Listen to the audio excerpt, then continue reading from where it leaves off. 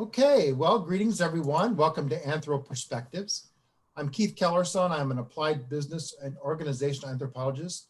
Today we're headed to Mexico to speak to Oscar Barrera. Oscar has his PhD in sociocultural anthropology from the University of Washington and is the CEO of Antropologia Corporative in Veracruz. Well, it's great meeting you today, Oscar. Thank you for speaking with us. Why don't you start by telling us what kind of work your consulting firm does and what you're doing now? Certainly. Well, first of all, thank you very much, Keith, for having this opportunity to connect with your audience. I know it has become a reference point in business anthropology. So congratulations for the work that you're doing. Thank you very much. So how I became a corporate anthropologist and how I founded my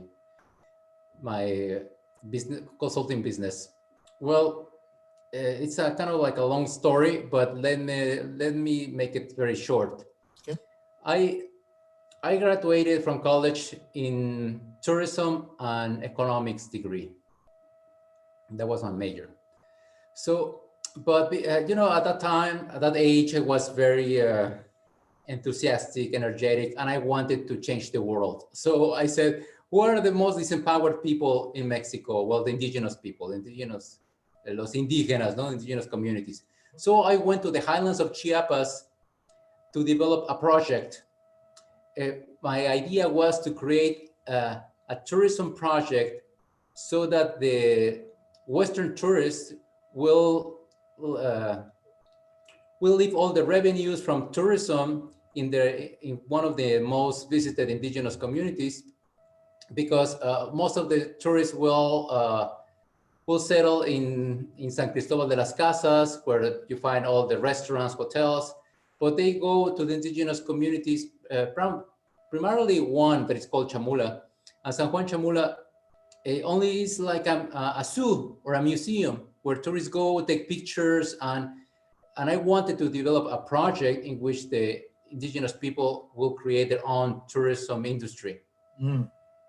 So, you know, I was very idealistic. So by being in the highlands of Chiapas, I met several anthropologists. And I was just fascinated by the way they think and how they perceive reality, how you understand the culture and society. And I met a few. One of them was Pierre Vandenberg, who is in the sociology and anthropology department at the University of Washington. And that's how we met.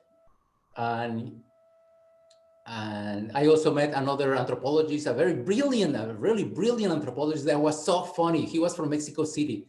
And he was primarily the responsible one that I became an anthropologist, because he taught me anthropology, but in a very funny way. Everything was a laughter. Everything was just a laugh. It was just so funny. I said, how I want to be just like him. He's brilliant and funny. So that's how I decided to become an anthropologist. So Pierre Vandenberg, when I finished my dissertation, that at the end, I changed my topic. I didn't want to create a tourism project, but instead, I end up studying the imaginaries, how indigenous people construct the Westerners in their imagination and vice versa. Wow. So, because a basic question that posed this anthropologist, this Mexican anthropologist, said, Oscar, I mean, it sounds very nice, and so your altruistic effort sounds very, very cool. But have you ever bothered to ask the indigenous communities, what do they think of the tourists? What, I mean, are you suggesting they are so dumb that they don't know how to make business, how to profit from tourists in order to improve their lives? And I said, wow, that's very, very basic. I mean, it's very logical, right? Yeah, I mean, yeah. and this Mexico City boy goes to the highlands of Chiapas in order to change the life of the indigenous communities, right? Right. So he put me in this conundrum, right? In this juncture, and I said, wow, okay, I better become an anthropologist. Yeah, you learn from those experiences, don't you? Yeah, You know, definitely, yeah. and that it changed my life. And later, after I finished my PhD, and I traveled all over the world, visiting 23 countries, and I repeatedly heard from different people, primarily in Africa and Latin America, that, oh, Oscar, please help us to go to Europe, help us to go to the States, because they said, once we reach there, all our problems, our economic and social problems will be dissolved. We need money, and once we get there, everything is going to change for ourselves and for our families. So I heard this in French, in English, and Spanish, in different languages, Wolof, Mandinga, in different languages. And, and I said, well, these people, and I noticed that there was this common denominator, that people's poverty, people's lack of lack of resources, and lack of resourcefulness. It's okay. Resourcefulness, that's a big word. Yeah. Comes from people's mindset. Yeah. So if we, because it was just a constant, it was very consistent from country to country, from culture to culture. I said, well, I think I better start doing something. If I have this altruistic sort of drive, why don't I create a company to help people with develop businesses, so that they don't feel that they need to migrate in order to improve their lives, so their families and their people. So it's interesting. Yeah. that's I developed this enterprise to help people in Latin America to grow their business, to create business, to be entrepreneurs, in order to make a decent living, to improve their lives by having these entrepreneurial journeys. Wow. So what kind of industries are some of those indigenous communities in? What is their product or business or economic target? Well, currently I don't work necessarily with indigenous communities. I work with just entrepreneurs, people who have this desire to venture into businesses. So I help them to grow. Basically, I focus on two things. One, I focus to help them grow. I focus on their strategies, on their marketing strategies, sales strategies. I'm very creative, so I focus on how to design new products, how to design new strategies, marketing, how to create additional value to the current products or services, and also I focus on the culture of the companies, the culture change, cultural transformation. So I do these two things, and if you want, I can talk to you more about each of these. Yeah, actually, with your intro here, you kind of knocked out the first three questions I had for you.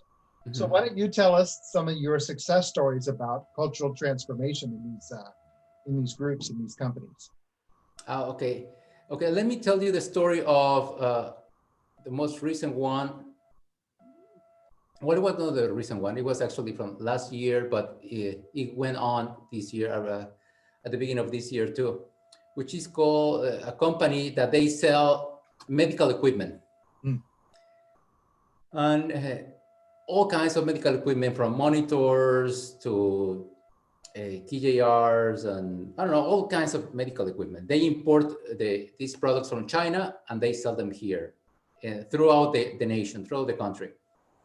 So in the numbers, they were doing very, very good. In the last 3 years, they were growing to a growing rate of 20%. They were doing very, very good. So the numbers were not a problem. However, the culture of the company was really, really bad. The ambience and the atmosphere of the company was very tense. They had personal turnover. People had to be fired all the time. They had to hire new people. And the company achieve results, but by pressuring, by coercing people to get the numbers. So actually, they didn't know who this anthropology guy was. They didn't care.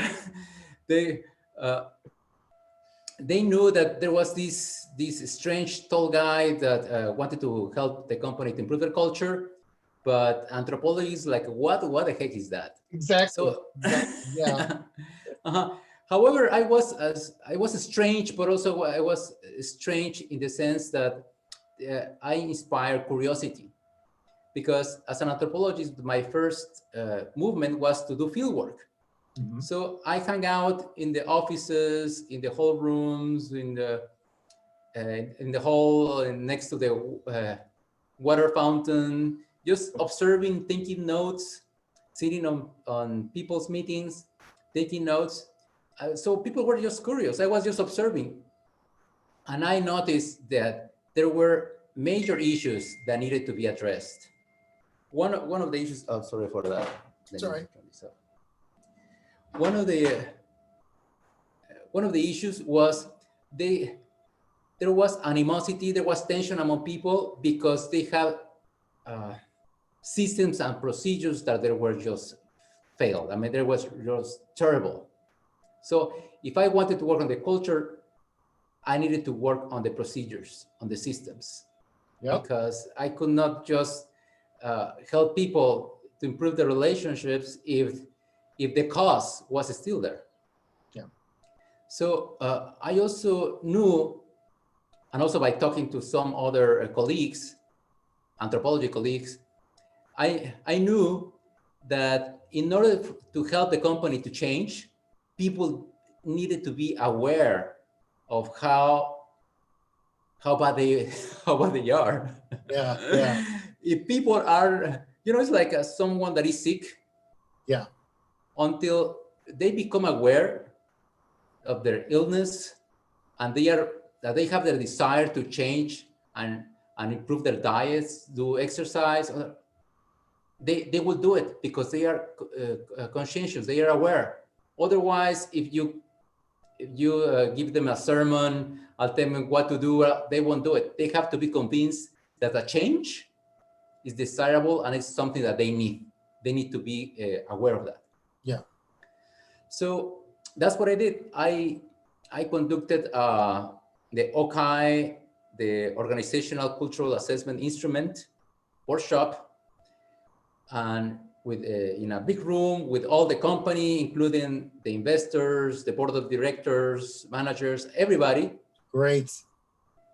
We sat in a room for 3.5 hours, and we had this OCI workshop, and they were just dismayed. Not for the results, because they knew that something was wrong, but by the fact of because this instrument, the OCI, is very visual. I mean, there's no way that you can cheat yourself. You see on the paper, you see the graphics, and you see that the prevailing culture of the company was hierarchical culture. Mm-hmm. Mm-hmm. Like everything needed to be just authorized. People needed to be given instructions of what to do, and they better render the results. Otherwise, they will have to suffer the consequences. Mm-hmm. So they became aware that they have a hierarchical culture. And when I did that was the current culture that they had. And when I did the assessment about the kind of culture that they wish to have in the future, it was extremely the opposite. Right. They wanted to have an autocratic culture. An autocratic culture means that they participate in the decisions, they are creative, they proposed, they give their opinion, they have the green light just to do what they want in order to accomplish the result, and they can be as creative as they want. But that's the thing that they wanted. They didn't want to follow orders anymore. So with that experience, at the end of the workshop, people left the room with the idea, oh, there's something that needs to be done. We don't know what is it, but we need to change. We don't know how. And then here was Oscar that was going to lead the change. He was going to give them some directions, some suggestions about how to do, about what to do and how to do it. I mean, I was not Jesus Christ or anybody that was going to tell them what to do. Right. I mean, I just give them some suggestions. People voted, people voiced their opinion, and we went on. And so, of course, many times they say, Oscar, that sounds way too weird. This is not, we don't want to do that. I say, okay. So one of the first things that I wanted to do in order to improve the culture of the company was to create a cultural committee conformed by people from a representative or a member of each department. And they will be in charge, this committee, they will be in charge of organizing activities for the socialization, to break the ice, to be more, so that people get to know each other for who they are as individuals and not for what they do at work. Mm-hmm, mm-hmm. So this committee organized bowling tournaments, soccer tournaments, some movie screenings, some social gathering events, just to be social and to get to people to know each other outside of the working context. Mm-hmm, mm-hmm. So that was well accepted. They really liked it, and the committee was so creative. They were genius. They had some very good ideas of how to make people to relate to each other. They had some very children games, things like that. They were very, very creative. They were very, very creative. So that's on the one hand. And also, in order to address the issue of the systems and procedures, I conducted workshops in which I helped them to visualize their pain points. What are the causes of the frictions? And then I helped them in these workshops to come up with suggestions, a new set of rules of how to avoid these problems and these frictions. So everybody loved it because a new set of rules was established. And once all the procedures and systems were changed and a date was decided to implement them, the first week was a little bit tense because everybody had to comply, including the owner and including the board of directors, everybody. So it was a little bit tense the first week because let's say that some equipment needed to be shipped to a client. However, the new rule was that no shipment will be allowed after 1 p.m. because otherwise the people in charge of the packaging will be so stressed out to put everything in UPS for the shipping. So everything needed to be ready before 1 p.m. So in the past, the owner or anyone with authority will call the shipping department and say, hey, this is an order, just ship this because I'm telling you. Yeah. This is urgent. So with the new set of rules, those kinds of things were not allowed. Yeah. Mm-hmm. Yeah. So everybody had to align to the new rules that everybody agreed upon. So that's how I address the issue of the systems and procedures, and with the activities of the OCI and the activities of the cultural committee, people start to change their stories about who we are and what we do in our company. Mm-hmm, mm-hmm. And in order to reinforce that this change in people's experience of their work, I conducted workshops on time management, on ethics at work, and all these kinds of these kinds of topics on soft skills that some people call it soft skills, right? Yeah. And also I encourage people who had some skills who also conducted workshops within the company. So there were a lot of people who jumped and talk about emotional intelligence and things like that within the company. So everybody start to feel and experience the company in a different way.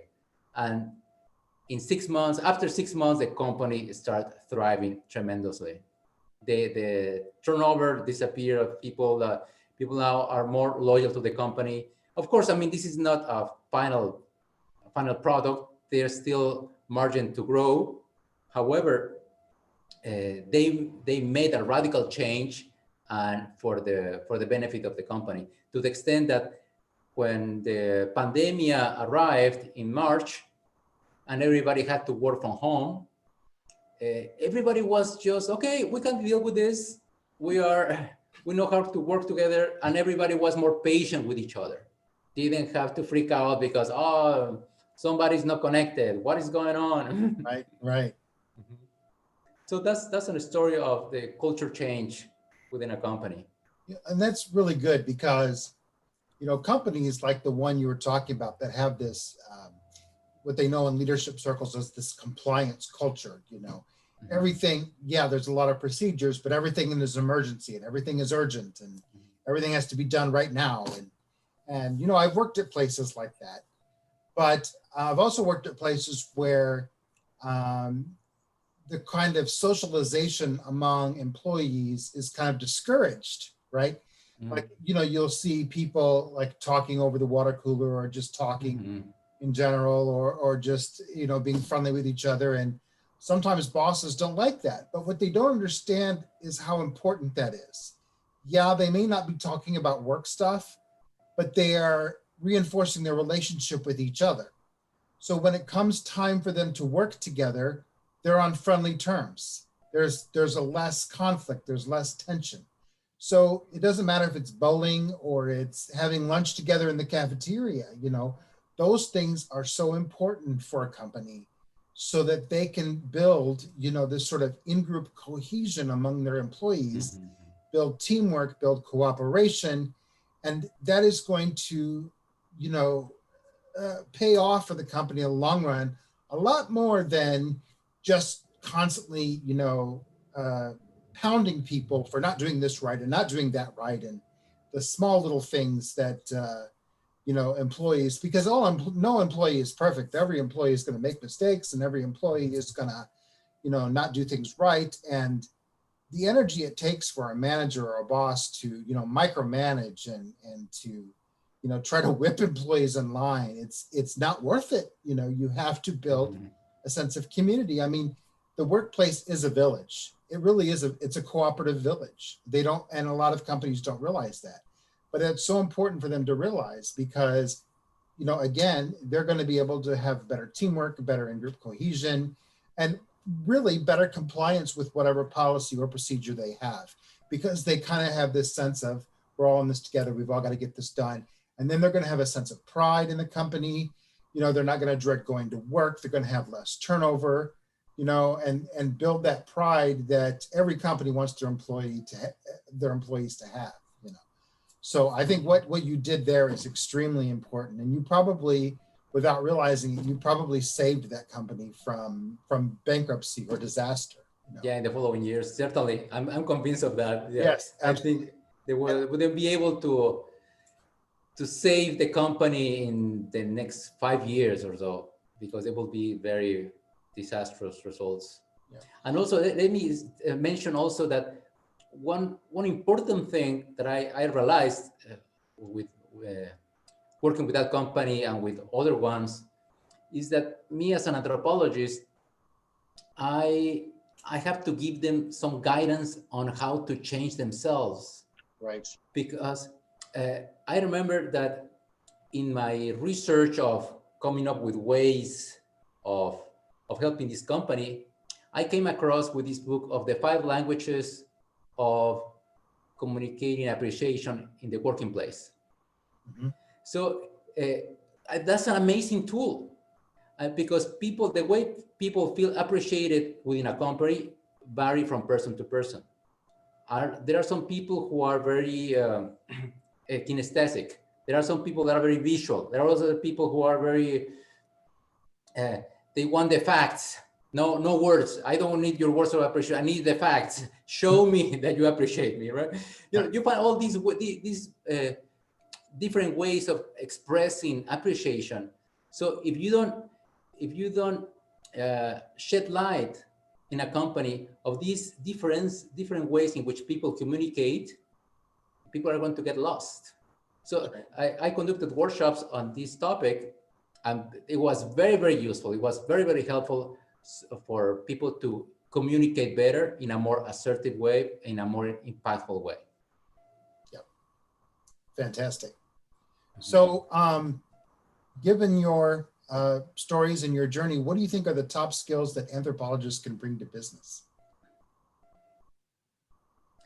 There are a few, but the most important one, I believe, is, which I try, probably this example of the culture change with this medical equipment company showed, is the systemic thinking that anthropology provides to companies, in which we're able to see the whole picture, the pieces and the interaction among the pieces, and the way in which that company inserts within the whole. This way of seeing reality, of identifying the pieces, the connection among the pieces, and their relations with the rest of the economy, the politics, and everything within the nation and the world, we are able to provide with solutions. We're able to provide with a better way of looking at the company. We're being more resourceful for a company to be led in a better direction to get to their outcomes in a shorter, faster, and more cheapest way, more inexpensive way, affordable way. Yeah. I think that anthropology has this amazing quality to see beyond the user experience, to see these different layers of realities that overlap and that establish a dialogue with one another, and we are able to help the company. I think this is one of the best, one of the main contributions that we as anthropologists can do for businesses. Yeah. And if I can give you an example about that. For instance, just recently I worked with a company that they sell glasses. Actually, these glasses are from them. These glasses are from them. So with the pandemic, their sales collapsed way beyond 60%, because most of the customers were walk-in customers that they purchased their sunglasses and prescription glasses, but with the whole restrictions in the mobility, no customers visited the store. And before I jump in, they were doing some advertising in social media with very little success, not that much success. So they contact me, and I start working with them. And they said, well, first of all, we need cash flow. How are we going to do it? So I say, well, I don't know. I said to myself, I don't know.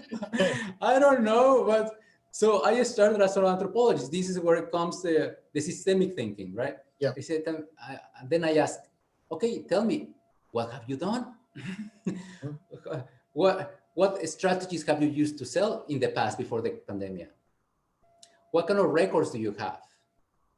What kind of efforts have you conducted in the past that have been efficient? What have been less efficient? So I started to explore and dig and ask questions. And I was able in my mind to just picture these different dots and realities and try to connect the dots. And I discovered that they had a not very good, but enough database of clients that they started a year ago with some information about the name and their last purchase and their phone numbers or email. They, even though they had hundreds and hundreds of clients in the past, they only had barely 100 in this database. And I said, okay, let's start with them. Let's start with them, with these clients. So what we're going to do, I mean, these are just my suggestions, right? I am an anthropologist. I'm not God. Right. So I said, okay, these are my suggestions based on the information that you are providing me. So with the information you're providing me, there's no way that we're going to force the clients to walk in to the store. But you have a database. So now let's make ourselves be useful to the clients. And they say, like, useful? What do you mean? So we're not going to just call them and sell them, hey, we have the new glasses, purchase them. And I said, no.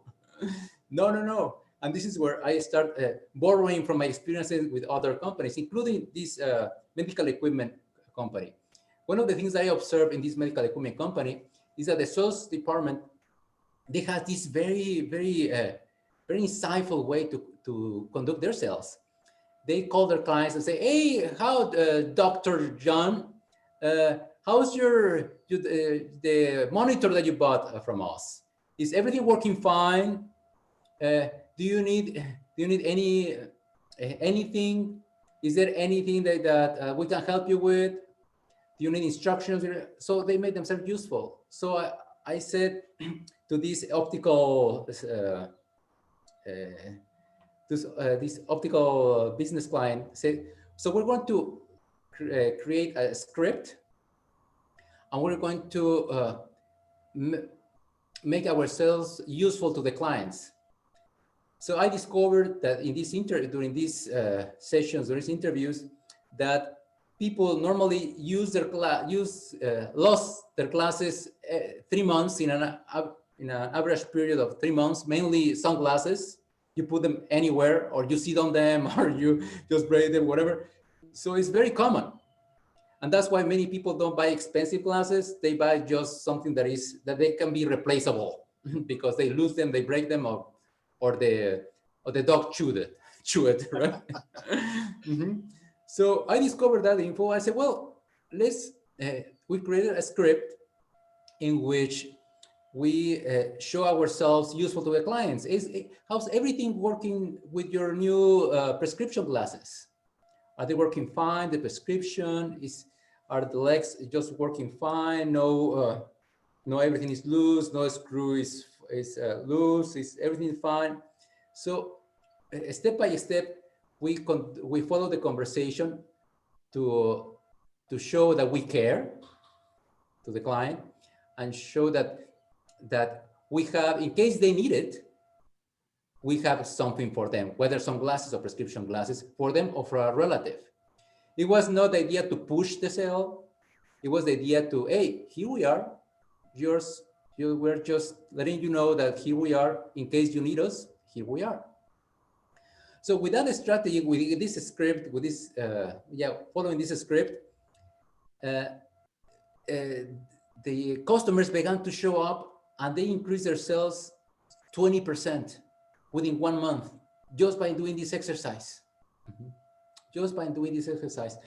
And it was not just the brilliant anthropological research. It was just by connecting the dots. It was just by connecting, and by helping them to see this new philosophy in business that the owner and the people that work in that company, they didn't understand at the beginning. Now they understand. I will give you a beautiful example that I was so proud of them, because I tried to convert them, almost like a religious conversion, right? I tried to persuade them, like, hey, listen, we want to serve the clients. We don't want to push the sale. We want them to make the company a key factor for people to change their lives, so they have a better vision. They can see their life better. So look, the contribution of your company to the improvement of the life of your customers. Don't see them as wallets. See them as human beings that they have problems, and you have solutions, and you can help them to have a better experience of their life, to improve their lives. Mm-hmm. So at the beginning, it was like, okay, Oscar, just whatever, right? Mm-hmm. But when, as the consulting went on and on, I provide them with examples of my own examples and with examples of other cases. I provided even with a personal example that I saw. I experienced myself in Berlin. I live in Berlin 6 months, Mm-hmm. and I had a problem with my glasses. So I went to an optical store. There was a problem with one of these little things in the glasses. Yeah. So I went to have it fixed, and I said, okay, how much? And I said, oh, it's nothing. I said, what? What do you mean it's nothing? Oh, yeah, but it was just a little something, and we are happy to do it for you. I said, oh, wow, really? I felt so touched. I was like, wow, that's very nice. So when I shared this story, this personal story with my client, and I said, really, Oscar, did they do that for you? I said, yes, because just look, I'm telling you this story. If I had paid for that service, I wouldn't have had a reason to share that story with you. So what you want is to create a wonderful experience in your customers. Mm-hmm. Mm-hmm. Mm-hmm. And if you, so that if a customer comes in and you fix it and you say, please, no, it's our courtesy, the policy, or the culture of this company is we want to make you happy. We want to really be useful, resourceful. So we can fix this for free.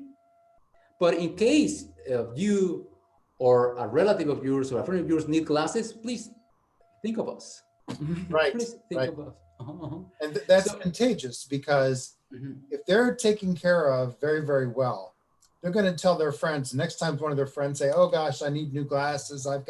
These are really horrible, blah, blah. Oh, you got to go down to this guy here. He'll take really good care of you. And if you break them or something, they can replace them for you and fix this and fix that.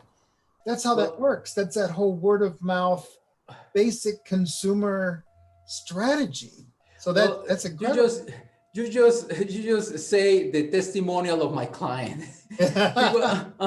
Because he said he was so amazed the first time experience that. He said, Oscar, a customer just came in and we did what you told us, and I'm starting to realize that it really works, because I went so far to tell them what you need to show in the relationship with your clients is that we don't care about your money.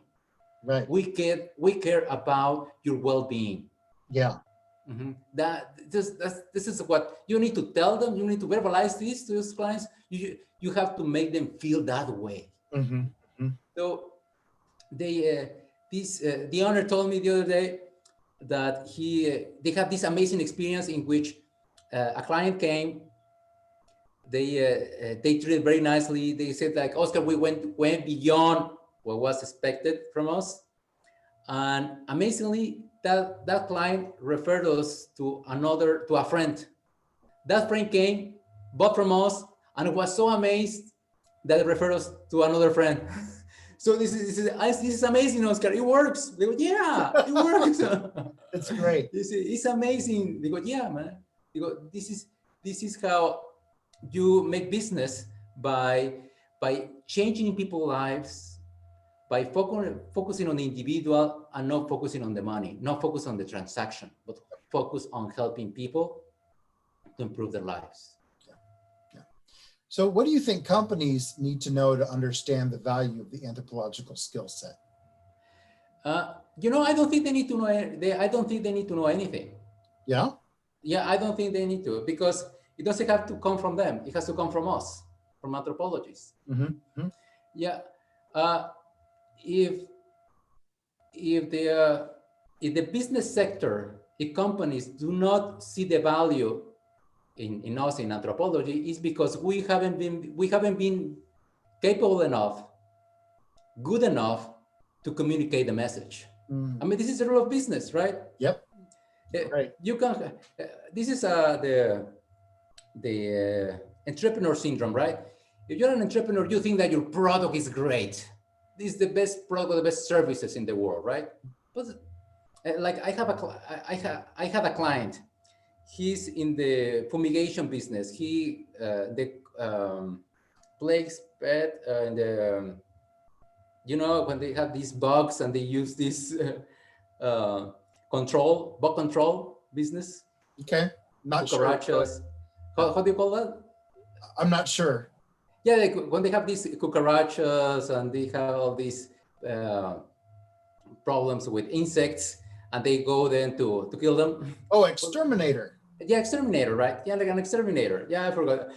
I'm in Mexico and I haven't been used. I don't use my English very That's okay. very often. Okay. An exterminator, right? So this entrepreneur was so proud because he had these international certifications, and all his exterminators, his employees, were not just random people; they were engineers.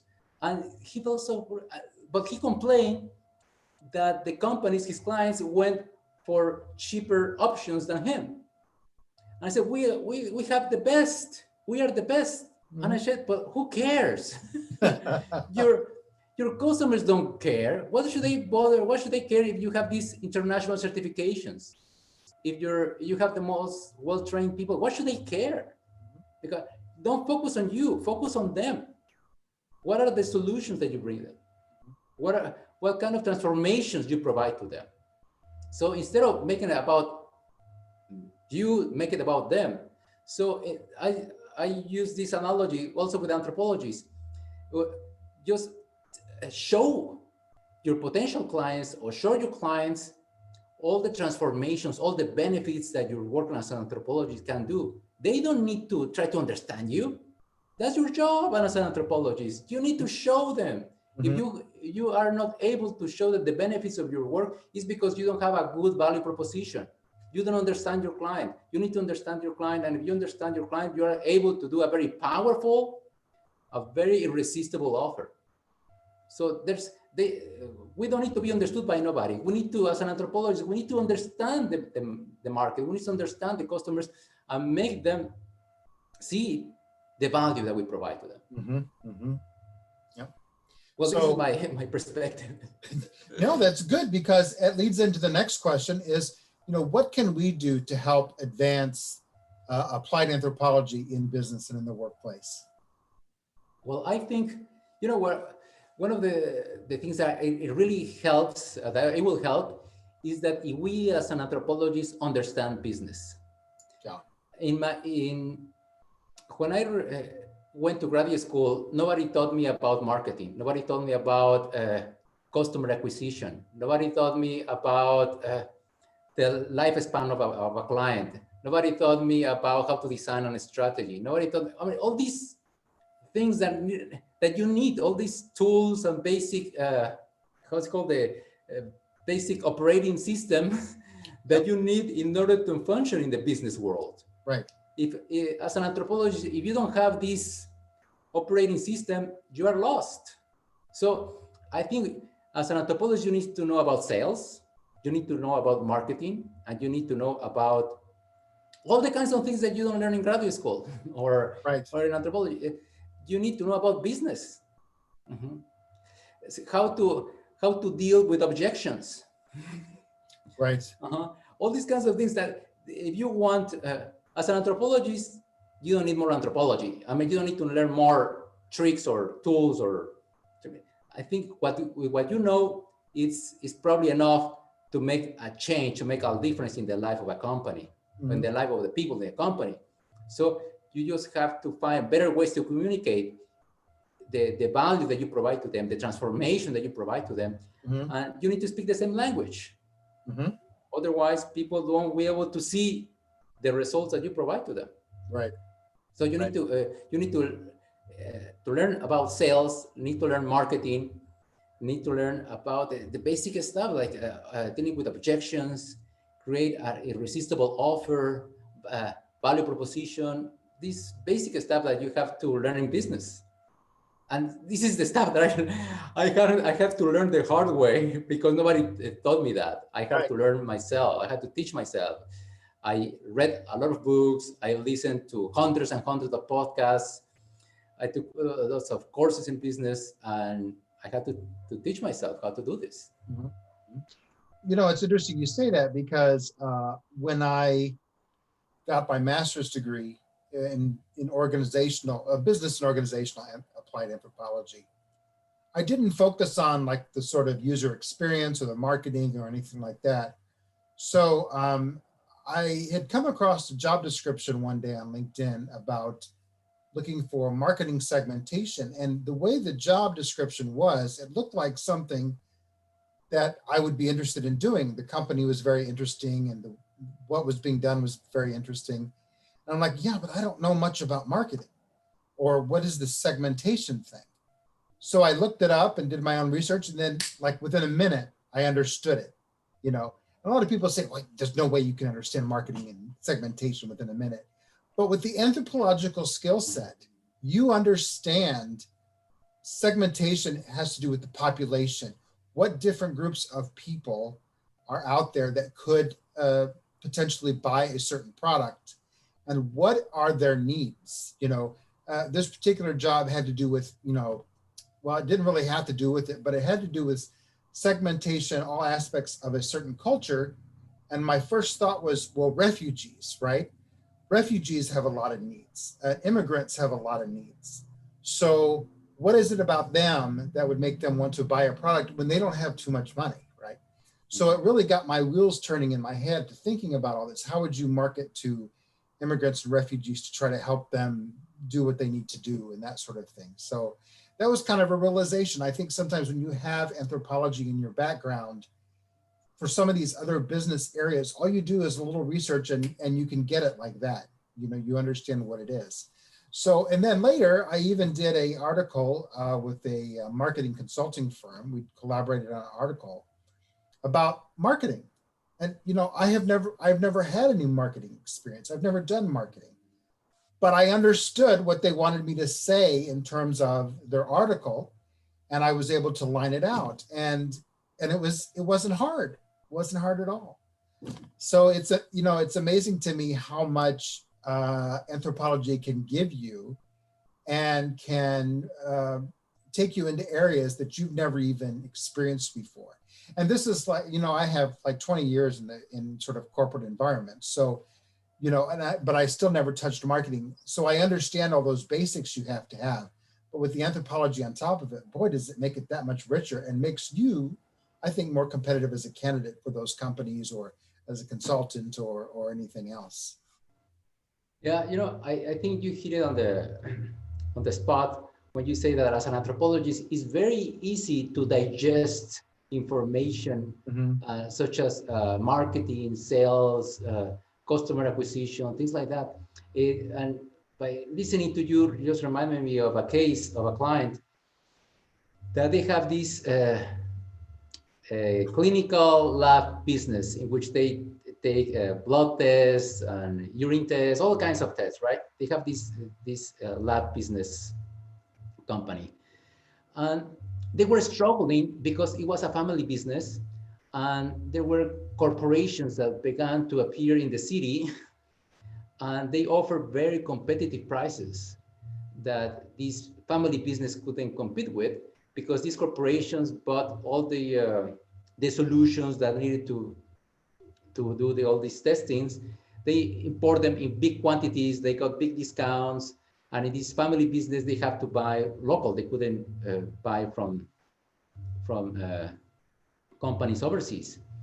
So they said, Oscar, how are we going to deal with these companies that we cannot compete with price? So by just reading lots of things about marketing and lots of things about market niche and everything. So I start asking questions. It's like, hey, tell me what are the main, what is the profile of your customers? What do they need? What kind of services or lab tests they want? So I discovered that there was this culture among doctors that when a doctor receives a patient and the patient needs some lab tests, the doctors have these labs, these company labs that they refer them because these are the trustful ones. I mean, don't go to the other ones that are not trustful. go to these ones because these are reliable, but the doctor gets a cut, right? Gets some money Yeah. for referring. So, and this was something that everybody knew, but nobody talked about. There was money managed under the table. So I learned about this. I knew about this practice, but it was very obvious, and this family business company complained about this culture among doctors. And I say, okay, well, then as an anthropologist, I began to trace these analogies and to do this border crossing, right? Mm-hmm. I remember I helped a friend of mine in a business where he sells cars, and he's not in the business of selling used cars in Mexico City. He's in the business of selling trust. Because if you want to buy a car, he's going to provide you with a service that he's going to do the research that the car was never stolen, Mm-hmm. that the car is in excellent shape. You won't have to invest in repairs in the next 6 months or a year. So he does all the research, all the work. He provides you with trust. So I said, hey, so for this lab business company, and I said, we're going to do something like that. So we're going to provide the doctors with a very clear, and also I forgot something, a very, very important issue here, is that my friend who has this selling car business, he lets the owner of the car and the buyer of the car know that he's going to be the person that is going to be the intermediary in the transaction. So he's going to receive a percentage. Mm-hmm. Everything is very clear. Mm-hmm. I mean, he receives a percentage from the transaction. That's his benefit. Mm-hmm. But he sells trust to the buyer and trust to the person who sells the car. So I said, well, let's do something similar here in this lab business company. So we're going to make it very explicit to the doctor, like, doctor, we want to benefit you. Right. We want to benefit you. Yeah. Yeah. So there's not going to be under the table, like, we're going to follow this strategy. So with this company, I designed a very clever strategy. Well, I thought it was very clever because I sat with them and I said, this strategy is not for all the doctors, not all your clients. This is going to be for a handful of your of doctors, of your friends and friends, a friend of friends, because I mean they are in the business. So this circle is very small. All the doctors and the labs know each other. So I say, you're going to do this at the beginning. The initial step is going to create this offer, this value proposition. You're going to work with this doctor and say, okay, we want to be your business partners. We're going to be your private lab. Mm-hmm. So all your patients are going to be sent to us, and we're going to have a control. We're going to provide you with these cards with a number, and the patients will come and will give us the card with a number. So you as a doctor will have the control of how many patients you sent us, as well as us, and you will receive benefits, economic benefits, based on the amount of patients that you sent us. So the more patients you send, the more benefits you will receive. Mm-hmm. So that was a brilliant idea that they start to implement, and it was just very good because that's based on trust and based on the transparency of the transaction. Mm-hmm. People start to build businesses, and also it was very clever also because in addition to the business that derived from the patients arriving to the lab to do the test, we also give them the option, hey, you're here, you will see that your lab results are going to be fast. We will send them via email or via WhatsApp the results to you and to the doctor, so you will have the results immediately. And also, we want to benefit your family. So in case your family or a friend needs a test, think of us. Mm-hmm. And again, the referral business. I mean, yep. all these ideas came from an anthropologist who was able to see all the dots, all these, all these frictions, and that I convert them into opportunities by just having a different look. By how can I convert or transform this obstacle into an opportunity? Right. Right. Well, that's really all the questions I have for you today. Is there anything else you want to add? Uh, Probably yes, but I cannot think of anything. I cannot think of anything right now. But yeah, is there anything that you want me to expand more on? Wow, not really. I mean, you have such great stories and such great success stories and great experience. I'm sure there's, so much more. We could probably talk for hours. Yeah, yeah, they have very more stories to share, Yeah, but probably this should be enough for right now. yeah, but I think it's great. I really like, some of these interviews I've done have gone into other countries like Austria and Spain, and now I've got Mexico. So maybe my new goal will be to get someone in every country. Yeah, definitely, That's definitely, great. you That's should. great. Well, okay, I'm going to let you go, and I'll probably post this coming Sunday. Yeah, no, thank you very much. Thank you for giving me the opportunity to connect with your audience, and congratulations for all the good work that you're doing with this. Thank you so much, Oscar. I appreciate it as well. Thank Bye. you.